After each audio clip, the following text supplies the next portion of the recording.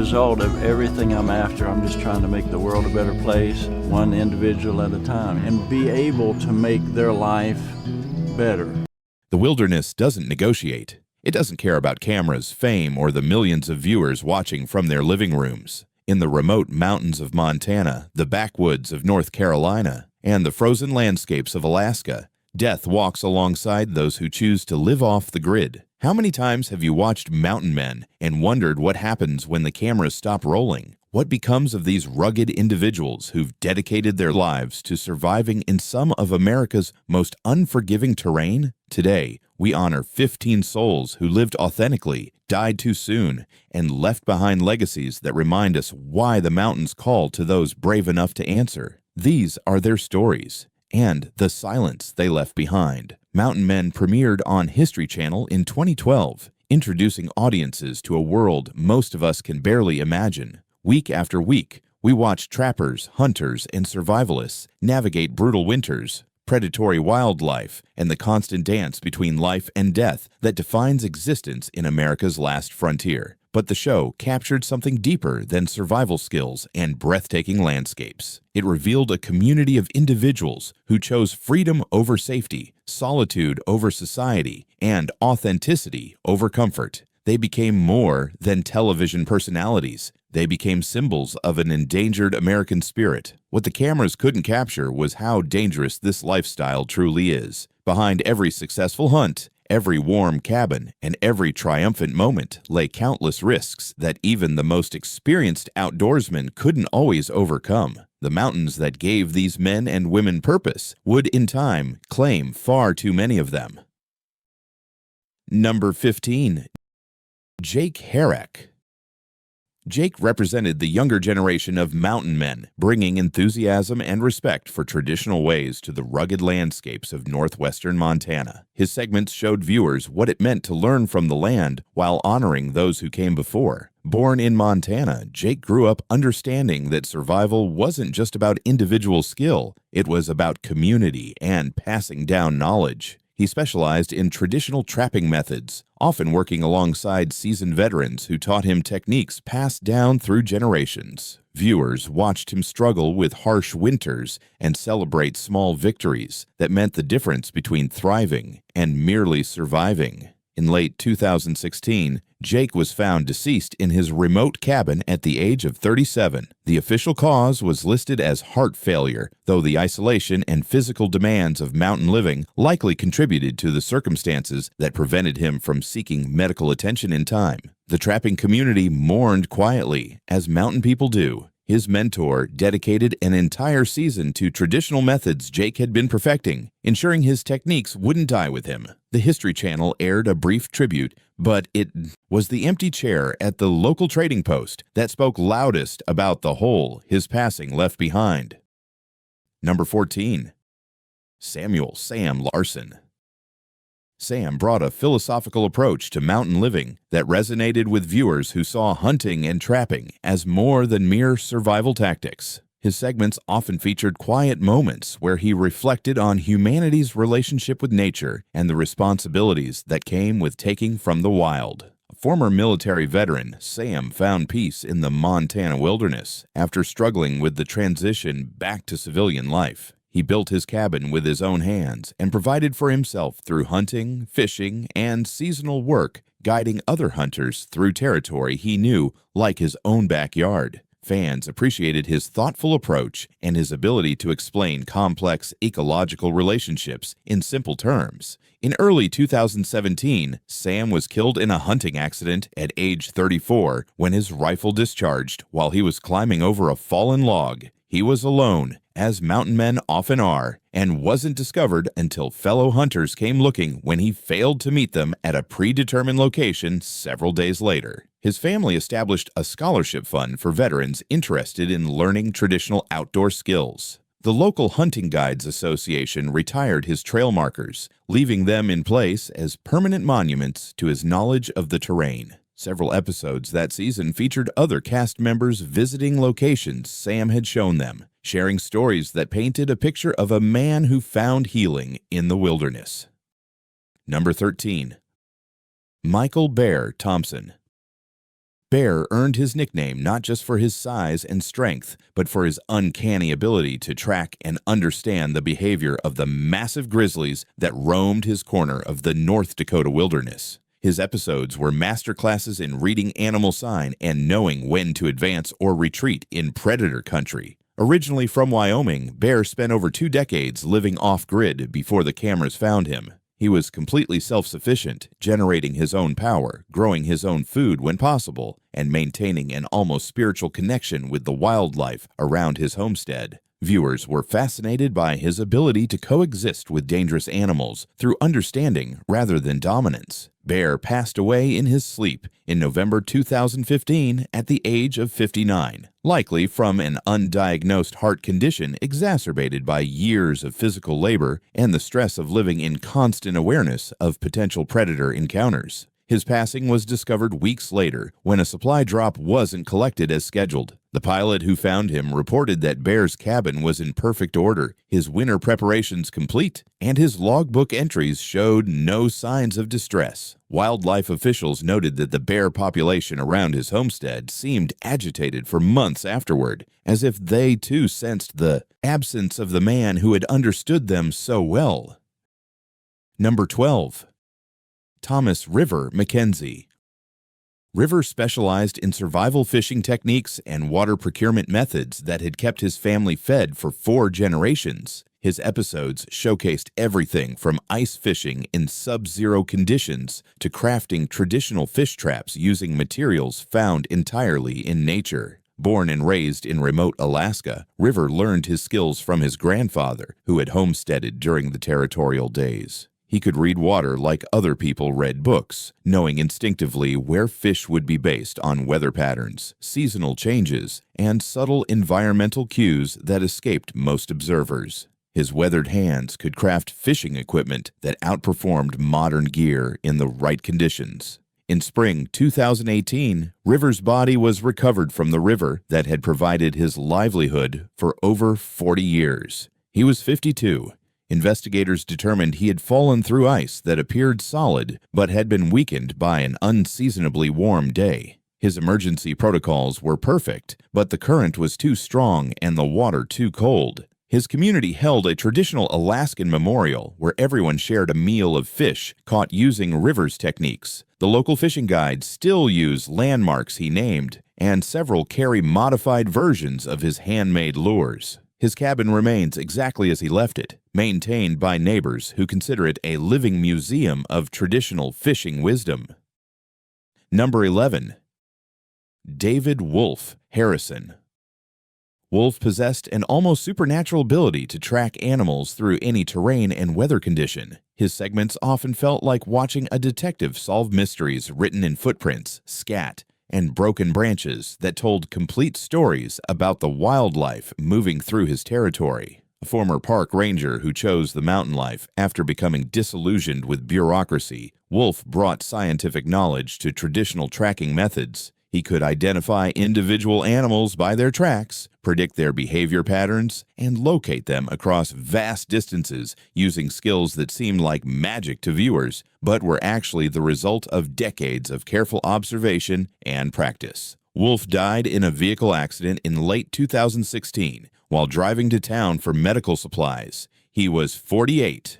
A sudden blizzard had made roads treacherous, and his truck slid off a mountain curve during whiteout conditions. He was found the next morning, having survived the initial impact but succumbing to hypothermia before rescue teams could locate him. The search and rescue teams who found him noted that even in his final hours, Wolf had attempted to signal his location using traditional woodcraft methods, building a small shelter and fire arrangement that would have been visible from the air if weather had permitted aerial searches. His tracking students continued to use his methods for both hunting and search and rescue operations throughout the region. Number 10. Marcus Stone Patterson. Stone brought the ancient art of metalworking to mountain life, crafting everything from hunting knives to horseshoes using techniques that hadn't changed in centuries. His forge was a gathering place where other mountain men came to repair tools and share stories while watching him transform raw metal into works of functional art. A third-generation blacksmith, Stone learned his trade in his father's shop before setting out to prove he could live entirely by his craft in the wilderness. He built his own forge, smelted his own iron from local ore when possible, and created tools so perfectly balanced and durable that other cast members would travel hundreds of miles to commission his work. His episodes showcased not just metalworking, but the entire ecosystem of skills needed to work metal without modern conveniences. Stone died in late 2017 at age 41 from complications related to carbon monoxide poisoning from his forge. Despite years of experience and proper ventilation practices, a blocked chimney during a particularly harsh winter storm had allowed deadly gases to build up in his workshop while he worked late to complete an order. His death highlighted the hidden dangers of traditional crafts when practiced in isolation. Fellow blacksmiths established safety protocols in his honor, and his forge was preserved as a working museum where people could learn both his techniques and the safety measures that might have saved his life. Several of his handmade knives and tools continue to be used by surviving cast members, each piece carrying forward his dedication to quality craftsmanship. Stone's legacy reminds us that even masters of ancient trades must remain vigilant against invisible dangers. Number 9. Robert Ghost Williams.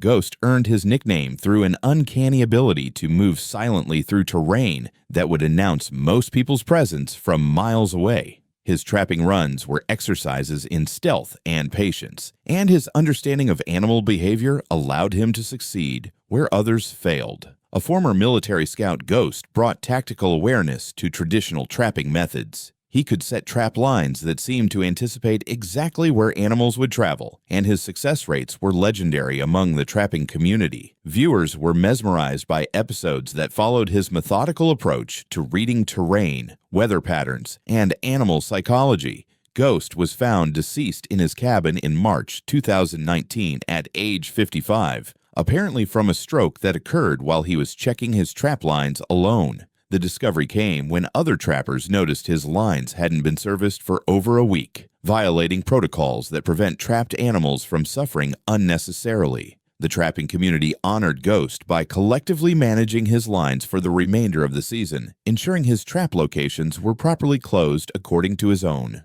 ethical standards. His techniques became teaching materials at trapping schools, and his route maps were preserved by wildlife officials as examples of sustainable harvesting practices. Several episodes that season featured other cast members walking his favorite trails, sharing stories that revealed the gentle philosophy behind his ghost-like efficiency.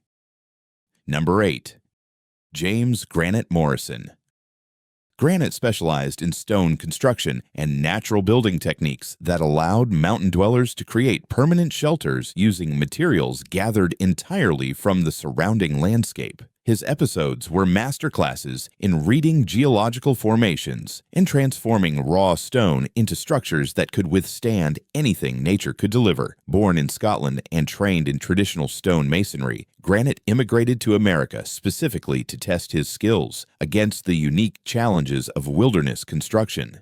He built his own compound entirely from local materials, creating structures so perfectly integrated with the landscape that they seemed to grow from the mountainside itself. His work was functional art that would last for centuries. Granite died in a construction accident in summer 2018 when a partially completed stone wall collapsed during construction. He was 46. The investigation revealed that unseasonably heavy rains had undermined the foundation in ways that even his experienced eye hadn't detected. He was working alone, as was his custom, and the weight of falling stone caused fatal injuries. His unfinished projects were completed by a team of masons who traveled from across the country to honor his memory. The structures he built continue to shelter other mountain men, and his techniques have been incorporated into sustainable building programs for off-grid communities. Local geology students still study his quarrying methods and his ability to select stone that perfectly match the structural demands of each project.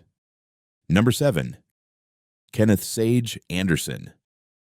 Sage brought ancient healing knowledge to mountain life, maintaining extensive medicinal gardens and understanding plant properties that could mean the difference between life and death for people living far from modern medical care. His segments educated viewers about natural remedies while highlighting the deep botanical knowledge required for wilderness survival. A former pharmacist who grew disillusioned with modern medicine's disconnection from natural healing, Sage spent years studying with traditional healers before establishing his mountain homestead. He could identify hundreds of medicinal plants, knew which ones interacted safely, and maintained detailed records of which remedies worked best for various ailments. His knowledge saved lives throughout the mountain community. Sage died in early 2016 at age 49 from complications related to diabetes, a condition he had been managing successfully with a combination of traditional plant medicines and careful diet control. However, an unusually harsh winter prevented him from harvesting the specific plants he needed to maintain his treatment regimen, and isolation prevented him from seeking conventional medical intervention in time. His medicinal gardens were maintained by other cast members who recognized their value to the entire community. His handwritten journals of plant properties and preparation methods were donated to ethnobotanical research institutions, ensuring his knowledge would benefit future generations. Several universities now include his field notes in their traditional medicine programs. Number 6. Peter Hawk Thompson.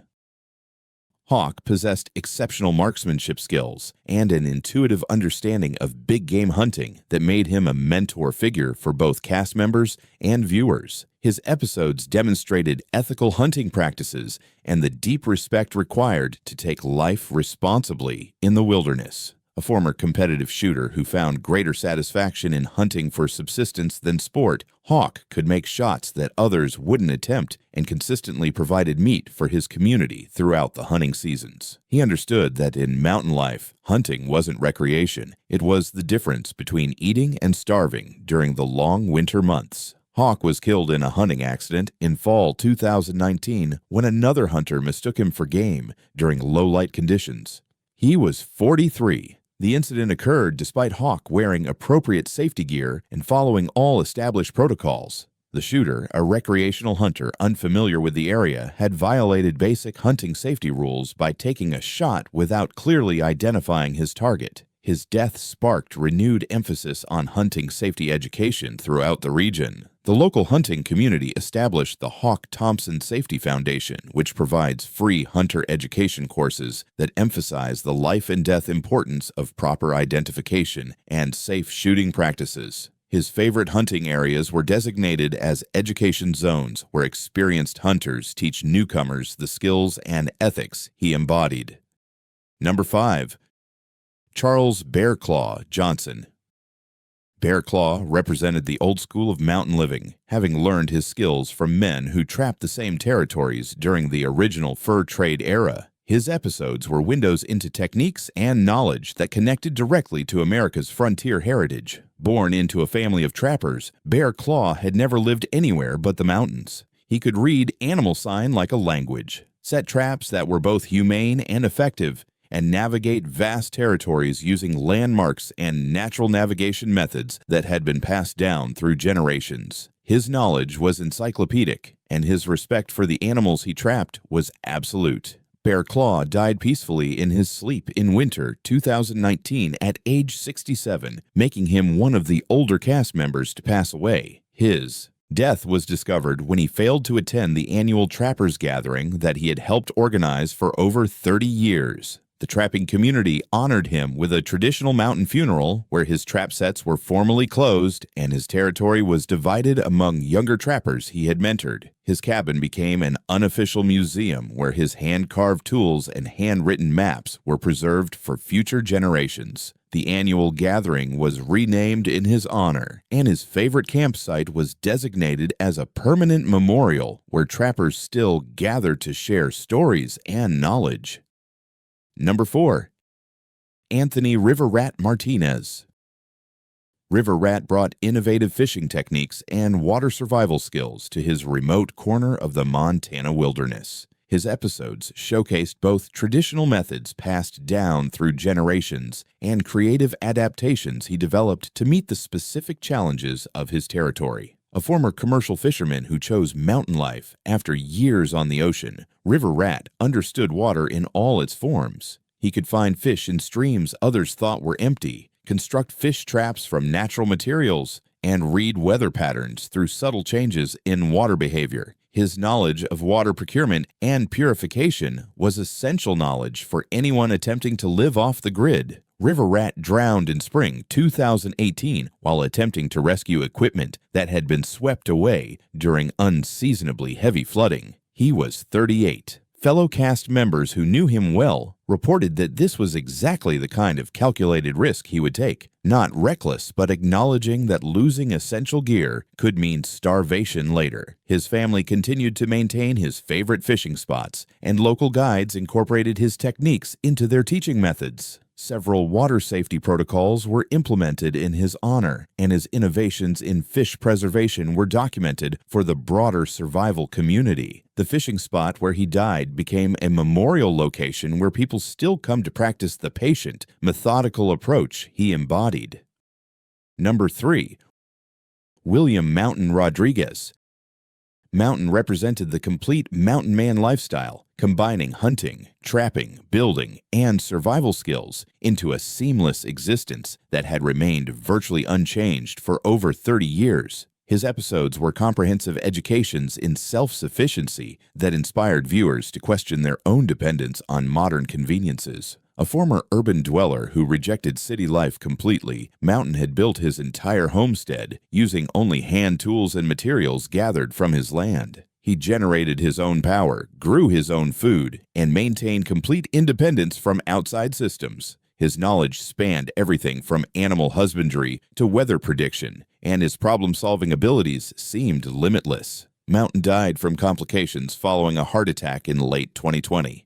He was 54. The incident occurred during routine woodcutting activities, and despite his preparedness for medical emergencies, the severity of the attack and his distance from medical care prevented survival. His homestead became a learning center where people could experience authentic mountain living while learning the skills he had mastered. His detailed journals of seasonal activities, weather patterns, and survival strategies were preserved as educational resources. Several cast members collaborated to ensure his techniques were properly documented and taught to interested students. Number 2. Daniel Wolverine Clark.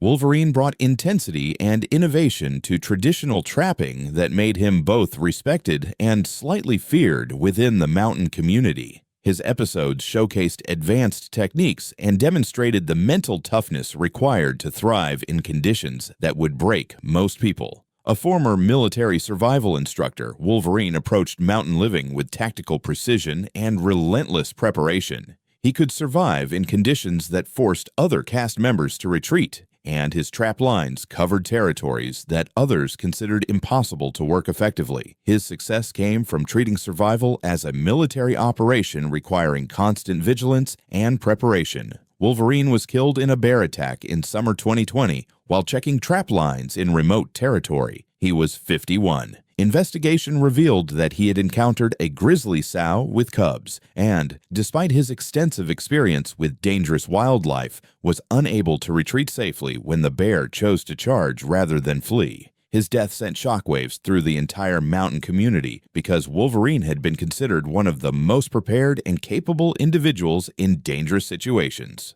His funeral drew cast members from multiple seasons, and his reputation for thorough preparation became the gold standard for safety protocols throughout the region. His training materials were incorporated into survival schools across the country. Number 1. Preston Roberts. Preston stood as the heart and soul of mountain men, representing not just survival skills but the philosophical approach that made mountain living a way of life rather than merely an extreme hobby. His episodes were masterclasses in traditional living that connected viewers to America's frontier heritage while demonstrating the values and mindset required to thrive in wilderness conditions. Born and raised in the mountains of North Carolina, Preston learned his skills from family members who had never left the old ways behind. He could build anything he needed from materials found in nature, understood plant and animal behavior with intuitive precision, and possessed the kind of practical wisdom that can't be taught in schools. More importantly, he understood that mountain living wasn't about conquering nature. It was about finding your place within natural systems and living in harmony with forces greater than yourself. Preston died from complications following liver disease in July 2017. He was 60 years old. His illness had been developing for some time, but consistent with his philosophy of accepting what couldn't be changed, he spent his final months teaching others and ensuring his knowledge would continue beyond his own lifetime. His memorial service drew hundreds of people from across the country, including cast members, fans, and fellow mountain men who had learned from his example. His family continued to maintain his homestead as a living memorial where people could experience authentic mountain living while learning the skills and values Preston embodied. His philosophies about living simply, thinking deeply, and respecting the natural world became foundational principles for the entire mountain men community. Preston's death marked the end of an era for the show and the mountain community. He had been more than a cast member. He was a teacher, mentor, and living connection to a way of life that was rapidly disappearing from America. His influence on other cast members was profound, and many credited him with showing them that mountain living could be both practical and spiritual, both challenging and deeply rewarding. Which of these stories stayed with you most?